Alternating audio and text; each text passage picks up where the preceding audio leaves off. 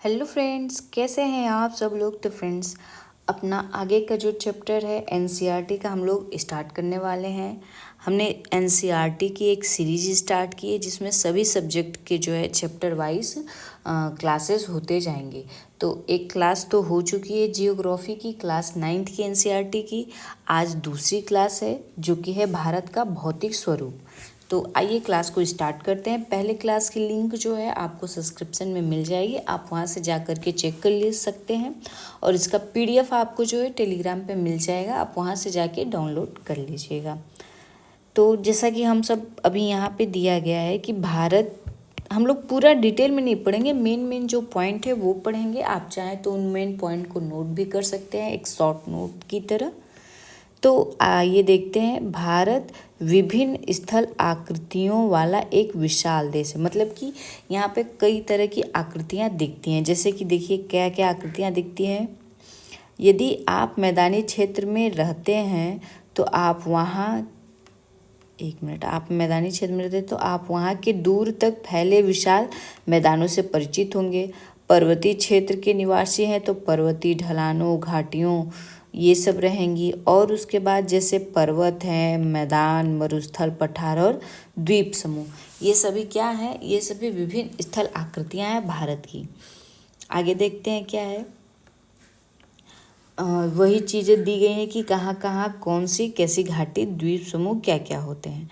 अब यहाँ देखते हैं मुख्य भौगोलिक वितरण, मतलब कि कैसे भारत का जो भौगोलिक वितरण है वो कैसा है। तो ये एक बार एग्जाम में बीपीएससी के आ भी चुका था। तो आइए देखते हैं क्या है। तो सबसे पहले हिमालय पर्वत श्रेणियाँ आ जाती हैं, उसके बाद उत्तरी मैदान, फिर प्रायद्वीप, फिर भारतीय मरुस्थल, मैदानी तटीय मैदान और द्वीप समूह। हिमालय पर्वत श्रृंखला, उत्तरी मैदान देखते हैं। तो देखिए ये यहाँ पे ये सारी जो लाइनें हैं ये सभी क्या हैं, ये हिमालय की जो है एक तरह की श्रृंखलाएं ही हैं। ये सब एक श्रृंखला ही है। उसके बाद ये वाला एरिया जो है ये मैदान है, ये वाला एरिया पूरा मैदान हो जाएगा। अभी नीचे के ग्राफ में देखते हैं, ये वाला एरिया मैदान का पूरा हो जाएगा। और ये भारतीय मरुस्थल, ये मरुस्थल वाला एरिया हो जाएगा। पहला तो हिमालय वाला क्षेत्र था, दूसरा मैदान था, तीसरा मरुस्थल था, चौथा क्या था, पठार। ये देख रहे हैं, ये सब क्या है, पठार है। विंध्य के पठार, मालवा का पठार, ये विंध्य श्रेणियाँ जो है, दक्कन का पठार, तो ये सब पठार हो गए।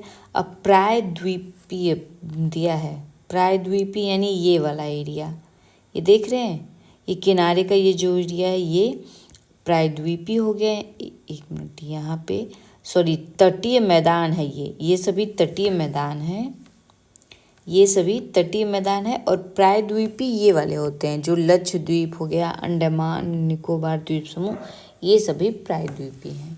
तो इस तरह से भारत की जो भौगोलिक स्थिति है इस तरह से है। अभी देख लेते हैं, अब आगे पढ़ते हैं हिमालय पर्वत के बारे में। इसमें क्या है कि हिमालय पर्वत जो है, हिमालय विश्व की सबसे ऊंची पर्वत श्रेणी है, ये विश्व की सबसे ऊंची पर्वत श्रेणी है।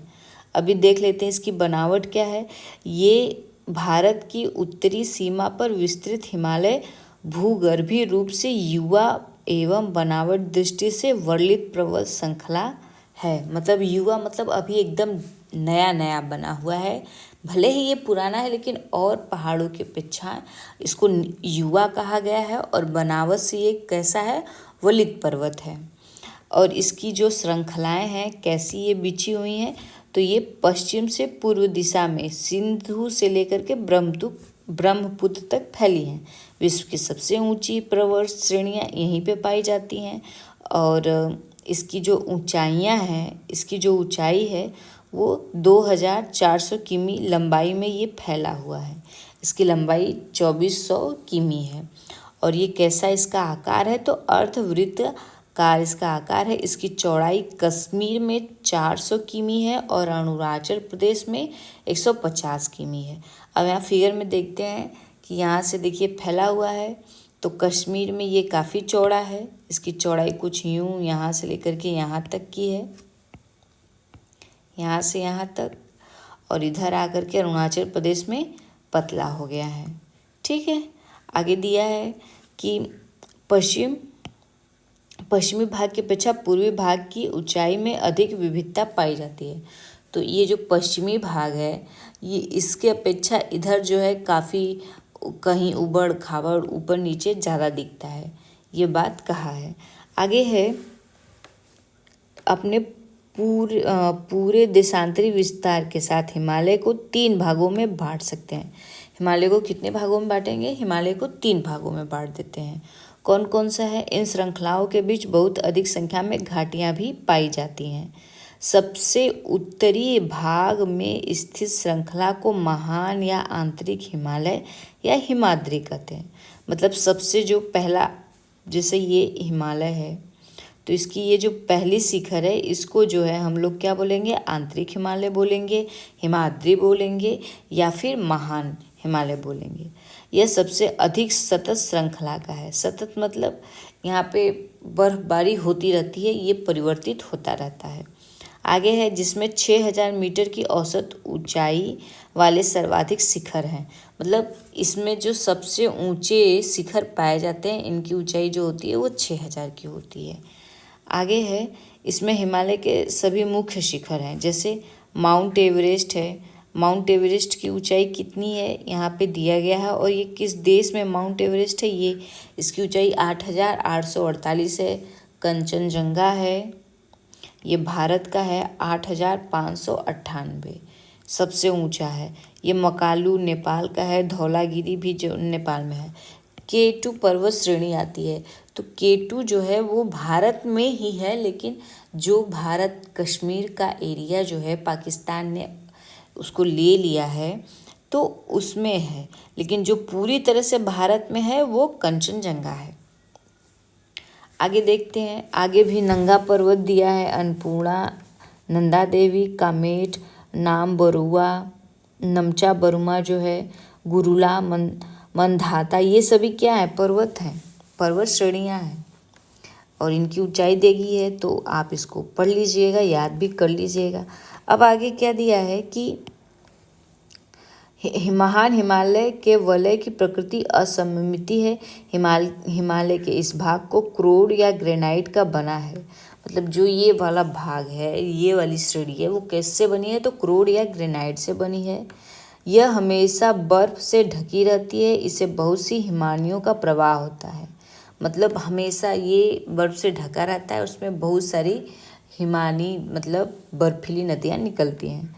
अब यहाँ है, आगे देखते हैं, हिमाद्री के दक्षिण में स्थित श्रृंखला सबसे अधिक असम एवं हिमाचल या निम्न हिमालय के नाम से जाना जाता है। अब ये दूसरा पार्ट है, पहले पार्ट को तो हमने देख लिया, अब ये दूसरा वाला पार्ट है जो हमने हिमालय को 2 भागों में बांटा है, तो ये दूसरा पार्ट है। दिया है कि यह अत्यधिक संपिंडित तथा परिवर्तित शैलों से बना हुआ है। मतलब ये वाला जो हिमालय का श्रेणी है ये अत्यधिक परिवर्तनशील शैलों से बना है। इसकी ऊंचाई 3700 मीटर से 4500 मीटर के बीच तथा औसत चौड़ाई जो है 50 किलोमीटर है, जबकि पीर पंजाल श्रृंखला सबसे लंबी, पीर पंजाल जो श्रृंखला है वो सबसे लंबी है तथा सबसे महत्वपूर्ण श्रृंखला है। धौलाधर महाभारत श्रृंखलाएं भी महत्वपूर्ण है। इसी श्रृंखला में कश्मीर की घाटी तथा हिमाचल के कांगड़ा और कुल्लू की घाटियां स्थित हैं। इस क्षेत्र को पहाड़ी नगरों के लिए जाना जाता है। मतलब जो कुल्लू, मनाली, ये सभी जो घाटियां हैं वो कहाँ हैं? यहीं इसी वाले भाग में स्थित हैं। आगे देख लेते हैं, हिमालय की सबसे बाहरी श्रृंखला को शिवालिक कहते हैं। मतलब जो तीसरा हमने बांटा है, तीसरी श्रृंखला को, उसको शिवालिक बोला जाता है। इसकी चौड़ाई 10 से 50 किमी तथा ऊंचाई 900 से 1100 मीटर के बीच है। ये श्रृंखला उत्तर में स्थित मुख्य हिमालय की श्रृंखलाओं से नदियों द्वारा लाई गई असंपिंडित अवसादों से बनती है। मतलब जो लास्ट की शिवालिक श्रृंखला है वो कैसे निर्मित है? तो ये जो हिमाद्री से नदियाँ निकलती हैं अपने साथ ढेर सारे अवसाद, मिट्टी लाती हैं, तो उसी से बनता है। ये घाटियाँ बजरी तथा जलोढ़ मिट्टी की मोटी परत से ढकी होती हैं। मतलब नदी जो है अपने साथ मिट्टी बहा के लाती है, वो ला करके कहाँ शिवालिक में डाल देती है, मतलब अपना छोड़ देती है। ठीक, फिर है निम्न हिमालय तथा शिवालिक के बीच में स्थित लंबवत घाटी को दून के नाम से जाना जाता है। मतलब ये हमारा जो पहला है ये तो आंतरिक हिमाद्री हो गया, या आंतरिक बोल देंगे इसको। एक और घाटी आएगी, ये वाली कौन सी होगी, तो ये वाली जो है हमारी दूसरी हो जाएगी, इसको बोलेंगे निम्न हिमाचल या निम्न हिमालय। और ये तीसरी जो आएगी ये शिवालिक हो जाएगी। तो शिवालिक और निम्न हिमालय के बीच में ये जो है, ये जो एरिया है, यहाँ जो शहर बसे हुए हैं, इनको हम किस नाम से जानते हैं, तो इनको हम दून नाम से जानते हैं। जैसे देहरादून, कोटलीन दून, पाटली दून, ये सभी अभी देख रहे हैं ना, ये सभी दून के नाम से जाने जाते हैं। आगे है, इस उत्तर दक्षिण के अतिरिक्त हिमालय को पश्चिम से पूर्व तक स्थिति के आधार पर भी विभाजित किया गया है। अभी तक तो हमने उत्तर से जो है दक्षिण की तरफ बांट रहे थे, या दक्षिण से उत्तर की तरफ। अब क्या है, पश्चिम से पूर्व की तरफ इसको बांट रहे हैं।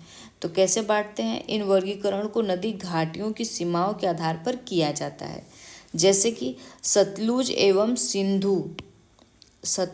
सिंधु के बीच हिमालय के भाग को पंजाब हिमालय बोलते हैं। अब देख लेते हैं इसको फिगर में कि कहाँ पे है सतलुज और हिमालय। एक मिनट इसको इरेज कर दें। तो ये देखिए, ये सतलुज नदी है और सिंधु नदी।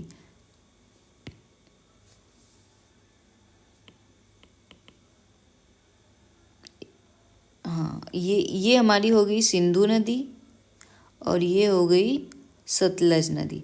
तो अब ये जो बीच का निकल रहा है, ये इसको क्या बोल रहे हैं, इसको हम लोग ये वाला जो हिमालय का एरिया है इसको पंजाब हिमालय बोल रहे हैं। इसके बाद देखते हैं आगे क्या दिया है, इसको पंजाब हिमालय बोलते हैं। लेकिन पश्चिम से पूर्व के क्रम में इसे कश्मीर तथा हिमाचल नाम से भी जाना जाता है। मतलब इसी को कश्मीर और हिमाचल के भी नाम से हम लोग जानते हैं। आगे दिया है, एक मिनट थोड़ा सा पेन हम अपना सेलेक्ट कर लें। हाँ, अब आगे दिया है उसके बाद कि नाम से जानते हैं, सतलुज तथा काली नदी के बीच स्थित हिमालय के भाग को कमाऊ हिमालय के नाम से जानते हैं। काली तथा तीस्ता नदी में स्थित जो है उसको नेपाल हिमालय। तो पहले सतलुज और काली के बीच के देख लेते हैं। तो देखिए यहाँ पे सतलज नदी का जो है, सतलज नदी ये हमारी हो गई, ये सतलज हो गई। और काली नदी के बीच में है तो सतलज ये हो। एक मिनट देखे तो जरा, काली नदी था, सतलज और काली नदी, काली और तीस्ता नदी। तो देखते हैं, सतलज नदी ये हो गई और यहीं से जो है काली नदी निकली हुई है, कोसी, सोन, गंडक। तो यहाँ से ऐसे काली नदी निकली हुई है, यहाँ से ये ऐसे और काली नदी ऐसे है। तो ये वाला एरिया जो क्या होगा, नेपाल हिमालय हो जाएगा। उसके बाद ये काली नदी और एक कौन सी नदी थी, काली और तीस्ता नदी को नेपाल हिमालय कहेंगे, और सतलुज और काली नदी को कमायू हिमालय। तो ये सतलज नदी हो गई और ये काली नदी। तो ये वाले बीच के भाग को कमायू, और इधर सतलज और ये काली, और एक और कौन नदी थी, काली और तीस्ता नदी को नेपाल हिमालय कहेंगे। एवं तीस्ता तथा दिहांग नदियां असम हिमालय का सीमांक करती हैं। दिहांग किसको बोलते हैं, तो ये तीस्ता और दिहांग वाली नदी हो जाएगी। ये सांपो जो नदी है, ये आगे आके इसी को हम लोग ब्रह्मपुत्र नदी बोल देते हैं। सिक्किम के साइड में इसको सांपो बोलते हैं। आगे देखते हैं, ब्रह्मपुत्र हिमालय की सबसे पूर्वी सीमा बनाती है। ब्रह्मपुत्र जो है वो हिमालय की पूर्वी सीमा को बनाती है। अभी ये सभी उतना इम्पोर्टेंट नहीं है, आगे देखते हैं। ये पहाड़ियाँ मतलब ये जो नदियों की ये पहाड़ियाँ उत्तर पूर्वी राज्य से होकर गुजरती तथा मजबूत बलुआ पत्थरों और अवसादी शैल से बनी होती है। ये घने जंगलों और ढालों और अधिकतर समांतर श्रृंखलाओं घाटियों के रूप में फैली हुई है। यहीं पे जो है पूर्वांचल में पटकाई नागा मिजो मणिपुर पहाड़ियाँ यहीं पे स्थित है। अब उत्तरी मैदान की बात करते हैं। तो उत्तरी मैदान 3 प्रमुख नदियाँ प्रणालियाँ हैं, सिंधु नदी, गंगा नदी और ब्रह्मपुत्र नदी। मतलब उत्तरी का जो मैदान है उसमें 3 सबसे प्रमुख नदी है। कौन कौन सी? एक सिंधु है, दूसरी गंगा और तीसरी ब्रह्मपुत्र है। इनकी सहायक नदियों से बना है। अब इन नदियों की जो है वो सहायक नदियाँ भी कुछ छोटी छोटी हैं जो बरसात वगैरह के मौसम में आती हैं, तो ये सहायक नदी हो जाती हैं। ये क्या करता है? ये जलोढ़ मृदा से बना होता है और इनको बनने में काफ़ी लंबा टाइम लग जाता है। ये काफ़ी ज़्यादा उपजाऊ भी होते हैं। अब देख लेते हैं जलोढ़ों का निक्षेप हुआ है, इनकी निर्माण होता है। इनका विस्तार 7 लाख वर्ग किलोमीटर के क्षेत्र पर है। यह मैदान लगभग 2400 किमी लंबा एवं 240 से 320 किमी चौड़ा है। ये बताया जा रहा है कि जो मैदान है उत्तरी मैदान उनका क्या साइज है। यह सघन जनसंख्या वाला भौतिक क्षेत्र है। यह यहाँ पे पर्याप्त पानी उपलब्ध है, अनुकूल जलवायु भी रहती है, जिस कारण कृषि के लिए अत्यधिक उत्पादक क्षेत्र है। आगे देखते हैं, ये नदियाँ वगैरह मिलती हैं। नदियाँ अपने साथ ढेर सारी मिट्टी गाद लाती हैं, मतलब मिट्टी लाती हैं, जिसके कारण यहाँ का उपजाऊपन काफ़ी ज़्यादा बढ़ा होता है। दोआब क्या होता है? दोआब का अर्थ है दो नदियों के बीच का भाग। दोआब 2 शब्दों से मिलकर बना है, दो तथा आब अर्थात पानी। इसी प्रकार पंजाब भी 2 शब्दों से मिलकर बना है। पंच का अर्थ है 5 और आब का अर्थ है पानी, यानी पंजाब 5 नदियों का पानी। पंजाब में जो है 5 नदियाँ मिलकर के आती हैं, तो इसीलिए इसका नाम जो है पंजाब रख दिया गया। उत्तरी मैदान को मोटे तौर पर 3 उपवर्गों में विभाजित किया गया है। उत्तरी मैदान के पश्चिमी भाग को पंजाब का मैदान कहते हैं। सिंधु तथा इसकी सहायक नदियों द्वारा बनाए गए मैदान का बहुत बड़ा भाग पाकिस्तान में स्थित है। सिंधु तथा इसकी सहायक नदियाँ झेलमे, चेनाबे, रावी, ब्यास तथा सतलुज हैं। ये यहाँ पे बताया है कि जो सिंधु नदी की सहायक नदियाँ हैं उनका क्या क्या नाम है। हिमालय से निकलती है। मैदान के इन भागों में दोआब की संख्या बहुत अधिक होती है, क्योंकि यहाँ पे नदियाँ ज़्यादा हैं तो अपने साथ ज़्यादा मिट्टी लाएंगी तो ज़्यादा दोआब बनता है। जहाँ 2 नदी मिल जाएंगी वहाँ दोआब बन जाएगा। आगे वही है, गंगा के विस्तार में कौन कौन सी नदियाँ हैं। ब्रह्मपुत्र का मैदान इससे पूर्व विशेषकर असम में स्थित है, मतलब ब्रह्मपुत्र जहाँ है वो असम साइड में है। आगे देख लेते हैं, विस्तार से समतल होते हैं। इस विस्तृत मैदानों की भौगोलिक आकृतियों में विविधता है। आकृति भिन्नता के आधार पर उत्तरी मैदान को 4 भागों में विभाजित किया जा सकता है। ठीक है, कौन कौन से 4 भाग होते हैं? नदियों पर्वतों से नीचे उतरते समय शिवालिक की ढाल पर 8 से 16 किमी की चौड़ी पट्टी गुटिका का निक्षेपण करती है। इसे भाभर के नाम से जाना जाता है। सभी सरिताएं इस भाभर पट्टी में विलुप्त हो जाती हैं। इस पट्टी के दक्षिण में ये सरिताएं एवं नदियां पुनः निकलती हैं एवं नम तथा दलदली क्षेत्रों का निर्माण कराते हैं, जिसे तराई कहते हैं। तराई क्या है? तो दलदली और नमी वाला क्षेत्र है। यह वन्य प्राणियों से भरा घने जंगलों का क्षेत्र था। बंटवारे के बाद पाकिस्तान से आए शरणार्थी को कृषि योग्य भूमि उपलब्ध कराने के लिए इस जंगल को काटा जा चुका है। इस क्षेत्र के दुधवा राष्ट्रीय पार्क की स्थिति ज्ञात कीजिए। मतलब इसी क्षेत्र में जो हमारा दुधवा राष्ट्रीय पार्क है इसी क्षेत्र में स्थित है। आगे देखते हैं, वे नदियाँ जो बाढ़ वाले मैदान के ऊपर स्थित हैं वेदिका जैसी आकृति प्रदर्शित करती हैं। इस भार को भांगर के नाम से जाना जाता है। इस क्षेत्र की मृदा में चेनुदार निक्षेप पाए जाते हैं, जिसे स्थानीय भाषा में कंकड़ कहा जाता है। मतलब जो नदियाँ मतलब ऊपर वाली जो नदियाँ होती हैं वो वेदिका के समान दिखती हैं और जो भाग होता है उनको हम भांगर बोलते हैं। और फिर है इस क्षेत्र की मृदा में चूनेदार निक्षेप पाए जाते हैं, मतलब इसमें कंकड़, छोटे छोटे कंकड़ ज़्यादा होते हैं। बाढ़ वाले मैदान के नए तथा युवा निक्षेपों को खादर कहा जाता है। मतलब नदी अपने साथ जो मिट्टी लाती है वो एकदम उपजाऊ होती है, नई होती है, तो उस मिट्टी को जो है खादर कहते हैं। इनका लगभग प्रत्येक वर्ष पुनर्निर्माण होता है, इसीलिए ये उपजाऊ होते हैं तथा गहन खेती के लिए आदर्श होते हैं। अभी ये जो जलोढ़ मिट्टी होती है ये दो प्रकार की होती है, एक खादर और एक बांगर।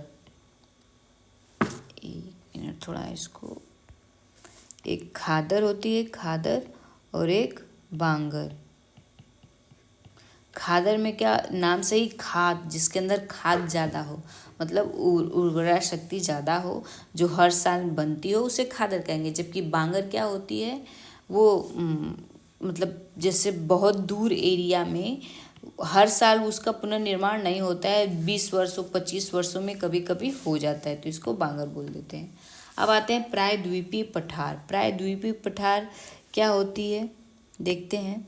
प्रायद्वीपीय पठार एक मेज की आकृति वाला स्थल है जो पुराने क्रिस्टल, आग्नेय और रूपांतरित शैलों से बना होता है। यह गोंडवाना भूमि के टूटने एवं अप्रवाह के कारण बनता है तथा यही कारण है कि यह प्राचीनतम भूभाग का एक हिस्सा है। इस पठारी भाग में चौड़ी तथा छिछली घाटियां एवं गोलाकार की पहाड़ियां हैं। इस पहाड़ के दो मुख्य भाग हैं, मध्य उच्च भूमि तथा दक्कन का पठार। मतलब जो प्रायद्वीप पठार है इसको दो भूभाग्य हैं, कौन से, एक मध्य उच्च भूमि और दूसरा दक्कन का पठार।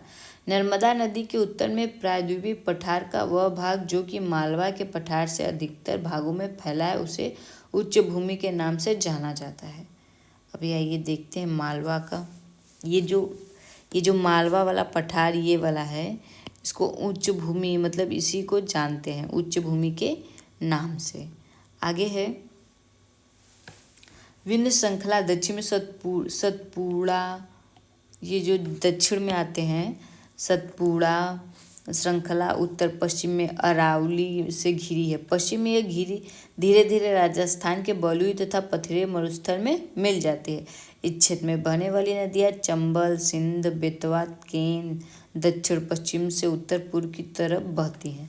अभी यहाँ देखिए, चंबल, सिंधु, बेतवा और केन कैसी नदी हैं, दक्षिण पश्चिम से उत्तर पूर्व की तरफ बहने वाली ये नदियां हैं। इस प्रकार के इस क्षेत्र के ढाल को दर्शाती है। मध्य उच्च भूमि पश्चिम में चौड़ी लेकिन पूर्व में संकीर्ण हो जाती है। इस पठार के पूर्वी विस्तार को स्थानीय रूप से बुंदेलखंड तथा बेघलखंड के नाम से जाना जाता है। इसके और पूर्व के विस्तार को दामोदर नदी द्वारा अपराहित छोटा नागपुर का पठार दर्शाता है। ठीक है, आगे है दक्षिण का पठार एक त्रिभुजाकार भूभाग है जो नर्मदा नदी के दक्षिण में स्थित है। तो अभी आप ऊपर इसको जो है ग्राफ में देख सकते हैं एटलस में कि यहाँ पे एक त्रिभुजाकार आकृति बन रही है जिसको नागपुर का पठार कहते हैं। ये देख रहे हैं, यहाँ पे एक त्रिभुजाकार आकृति बनती है ऐसे। आगे देखते हैं, तराई वाला हो गया, यहाँ पे बनती है, इसके चौड़े आधा शुरू होता है, जबकि महादेव, कैमूर की पहाड़ियाँ, मैकाल श्रेणियाँ इनके पूर्व में विस्तारित है।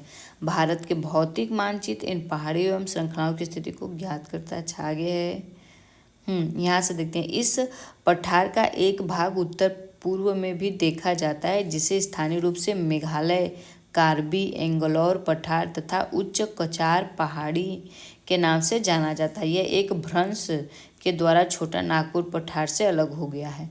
पश्चिम से पूर्व की ओर तीन महत्वपूर्ण श्रृंखलाएं गारो, खासी और जयंतिया, ये तीन भी बहुत ज़्यादा महत्वपूर्ण श्रृंखलाएं हैं दक्षिण की तरफ, सॉरी ये पश्चिम से पूर्व की तरफ है। दक्षिण के पठार के पूर्व एवं पश्चिम सिरे पर क्रमशः पूर्वी तथा दक्षिणी घाट स्थित है। पश्चिमी घाट पश्चिम तट के समानांतर स्थित है। वे सतत हैं, मतलब कि परिवर्तनशील नहीं रहते हैं तथा उन्हें केवल दरों द्वारा ही पार किया जा सकता है। भारत के भौतिक मानचित्र में अभी थार, भोर घाट, पाल घाट ये सभी दिखाए गए हैं। आगे देख लेते हैं, पूर्वी घाट के 600 मीटर की औसत ऊंचाई की तुलना में पश्चिमी घाट की ऊंचाई 900 से लेकर के 1600 मीटर है। मतलब पूर्वी घाट में जो पठार की ऊंचाई है वो 600 मीटर औसत ऊंचाई का होता है, जबकि पश्चिमी घाट में 900 से लेकर के 1600 मीटर की ऊंची होती हैं। इनका विस्तार जो है दक्षिण में नीलगिरी की जो पहाड़ियाँ होती हैं वहाँ तक है। पूर्वी घाट का विस्तार सतत नहीं है, ये अनियमित है एवं बंगाल की खाड़ी में गिरने वाली नदियों ने इनको काट दिया है। ठीक, मतलब कि पूर्व में जो है बंगाल की खाड़ी में जो नदियाँ जाकर गिरती हैं इस पठार को काट चुकी हैं। अब आगे देख लेते हैं। पश्चिमी घाट को विभिन्न स्थानीय नामों से जाना जाता है। पश्चिमी घाट की ऊंचाई उत्तर से दक्षिण की ओर बढ़ती जाती है। इस भाग के शिखर ऊंचे अनाईमुड़ी। तो दक्षिण का सबसे ऊंचा शिखर अगर कोई है तो कौन है? अनाईमुड़ी। इसकी ऊंचाई 2695 मीटर है तथा डोडा बेटा भी है जो कि 2633 मीटर है। पूर्वी घाट का सबसे ऊंचा शिखर महेंद्रगिरी है, 1500 मीटर सबसे ऊंचा है ये। पूर्वी घाट के दक्षिण पश्चिम में सेवराय तथा जावेरी की पहाड़ियाँ स्थित हैं। उंडमंगलम, जिसे ऊटी के नाम से जाना जाता था, कोई करनाल जैसे प्रसिद्ध पहाड़ी नगरों की स्थिति जो है यहीं पे है। इसको क्या हम लोग जानते हैं? ऊटी के भी नाम से जानते हैं, जिसका पुराना नाम उडमंगलम था। प्राय एक विशेषता पाई जाती है प्रायद्वीपीय पठार में, क्या है? जिसे डक्कन ट्रैप के नाम से जाना जाता है। इसकी उत्पत्ति ज्वालामुखी से हुई है, इसीलिए इसके सेल आग्नेय होते हैं। मतलब पठार के सेल कैसे होते हैं? तो आग्नेय होते हैं। वास्तव में इन सेलों का समय के साथ अपरदन हुआ, जिससे काली मृदा का निर्माण हुआ। अरावली की पहाड़ियाँ प्रायद्वीपीय पठार के पश्चिम एवं उत्तर पश्चिम किनारे पर स्थित हैं। ये बहुत अधिक अपरदित एवं अखंडित पहाड़ियाँ हैं। ये गुजरात से लेकर दिल्ली तक दक्षिण पश्चिम एवं उत्तर पूर्व दिशा में फैली है। भारतीय मरुस्थल। अब मरुस्थल की बात करें तो मरुस्थल कहाँ कहाँ पाए जाते हैं? तो मरुस्थल पहले तो राजस्थान वाला एरिया पूरा वही है। अरावली के पहाड़ियों के पश्चिम किनारे पर थार का मरुस्थल स्थित है। मतलब अरावली की जो पहाड़ी है उसके पश्चिमी किनारे पर जो है थार का मरुस्थल स्थित है।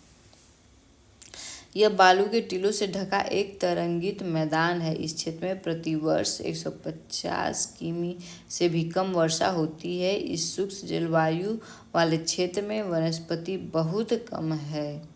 वर्षा ऋतु में ही कुछ सरिताएं दिखती हैं। मतलब राजस्थान में जब पानी बरसता है तो तब जो है कुछ नदियाँ दिख जाती हैं और बाद में जो है सूख जाती हैं, बालू में विलीन हो जाती हैं। ठीक है, पर्याप्त जल न मिलने से वे समुद्र तक पहुंच ही नहीं पाती। केवल लूनी इस क्षेत्र की सबसे बड़ी नदी है। मतलब कि मरुस्थल की सबसे बड़ी नदी कौन है? तो लूनी नदी है।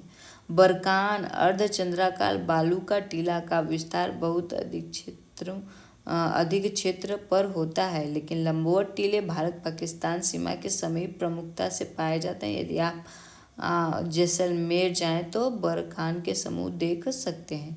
मतलब ये बता रहा है सबसे ज़्यादा गर्म एरिया जो होता है जैसलमेर, ये सब एरिया जो होते हैं ना एकदम गर्म वाले होते हैं। आगे है अब तटीय मैदान। तटीय मैदान मतलब वही जो किनारे, समुद्र के किनारे का एरिया है, उसे हम तटीय मैदान बोल सकते हैं। प्रायद्वीपीय पठार के किनारे संकीर्ण तटीय पट्टियों का विस्तार है। यह पश्चिम में अरब सागर से लेकर पूर्व में बंगाल की खाड़ी तक विस्तृत है। पश्चिम तट, पश्चिमी घाट तथा अरब सागर के बीच स्थित एक संकीर्ण मैदान है। इस मैदान के 3 भाग हैं। तट के ऊपरी भाग को कंकोड़ मुंबई गोवा, मध्य भाग को कन्नड़ मैदान एवं दक्षिण भाग को मालाबार तट कहा जाता है। बंगाल की खाड़ी के साथ विस्तृत मैदान चौड़ा एवं समतल है। उत्तरी भाग में इसे उत्तरी सरकार के नाम से भी जाना जाता है, जबकि दक्षिण भाग में कोरोमंडल तट के नाम से जाना जाता है। बड़ी नदियां जैसे महानदी, गोदावरी, कृष्णा तथा कावेरी इस तट पर विशाल डेल्टा का निर्माण कराती हैं। चिल्का झील पूर्व तट पर स्थित एक महत्वपूर्ण झील है। तो चिल्का झील कहाँ पर स्थित है? तो पूर्व तट पर स्थित है। आगे है केरल के मालाबार तट के पास स्थित, मतलब मालाबार तट कहाँ है? केरल साइड का जो तट है उसे हम मालाबार तट के नाम से बोल सकते हैं। लक्षद्वीप की स्थिति को ज्ञात कीजिए। द्वीप समूह छोटे से बनाते हैं, इसको लेकर के लकादीव, मिनिकॉय तथा एमिनी द्वीप के नाम से जाना जाता है। आगे है 1973 में इनका नाम लक्षद्वीप रखा गया था। तो ये इम्पोर्टेंट है कि लक्षद्वीप नाम कब रखा गया था? तो 1973 में रखा गया था। यह 32 वर्ष की उम्र में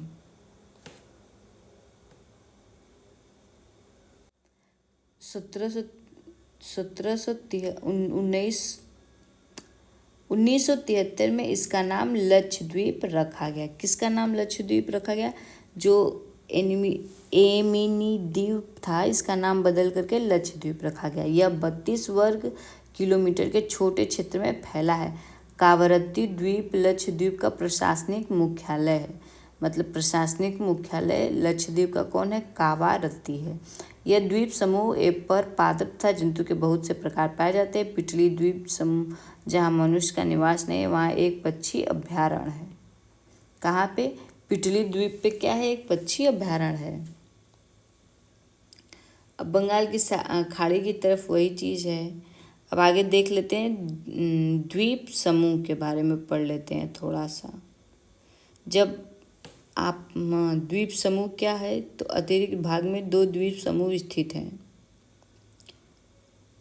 कितने भाग? तो 2 द्वीप समूह जो है स्थित हैं। कौन कौन से हैं ये भी देख लेते हैं। बहुलक तथा बिखरे हुए ये द्वीप समूह 2 भागों में बांटा गया है। अच्छा, ये जो होते हैं ना बहुत ज़्यादा बिखरे हुए होते हैं, तो इनको कैसे बांटा गया है? 2 भागों में बांटा गया है। पहला क्या है? उत्तर में अंडमान तथा दक्षिण में निकोबार। यह माना जाता है कि यह द्वीप समूह निर्मज्जित पर्वत श्रेणियों के शिखर हैं। यह द्वीप समूह देश की सुरक्षा के लिए बहुत ही महत्वपूर्ण है। ठीक, आगे है इन द्वीप समूहों में पाए जाने वाले पादप एवं जंतुओं में बहुत अधिक विविधता है। ये द्वीप विषुवत वृत्त के समीप होते हैं। यहाँ की जलवायु विषुवत है तथा यहाँ घने जंगलों से आच्छादित है। मतलब कि पूरा घना घना जो है जंगल से भरा हुआ है। वे भाग एक दूसरे के पूरक होते हैं यहाँ, परंतु यह स्पष्ट है कि वे एक दूसरे के पूरक होते देश को प्राकृतिक संसाधनों में समृद्ध बनाते हैं। उत्तरी पर्वत जल एवं वनों के प्रमुख स्रोत हैं। उत्तरी मैदान देश के अन्न भंडार, इससे प्राचीन सभ्यताओं के विकास को आधार मिला। पठारी भाग खनिजों के भंडार हैं, जिससे देश की औद्योगिकीकरण में विशेष भूमिका निभाई है। तटीय क्षेत्र मत्स्य और पोत संबंधी क्रियाकलापों के लिए उपयुक्त स्थान है। इस प्रकार देश की विविध भौतिक आकृतियाँ भविष्य में विकास की अनेक संभावनाएं प्रदान करती हैं। ये हमारा चैप्टर हो गया पूरा कंप्लीट।